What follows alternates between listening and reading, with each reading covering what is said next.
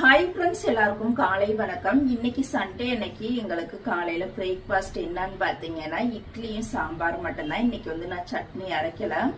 சாம்பார்ல பாத்தீங்கன்னா ஒரு 2 உருளைக்கிழங்கு இருந்தது. அப்புறம் முருங்கைக்காய் பாத்தீங்கன்னா எங்க அம்மா வீட்டு மரத்துல போய் ஒரு முருங்கைக்காய் பறிச்சுட்டு வந்துட்டு உருளைக்கிழங்கு அப்புறமா பாத்தீங்கன்னா முருங்கைக்காய், வெங்காயம், தக்காளி, பச்சை மிளகாய் போட்டு குக்கர்லயே போட்டு நான் சாம்பார் வச்சுட்டு தனியா தாளிச்சு விட்டுட்டேன்.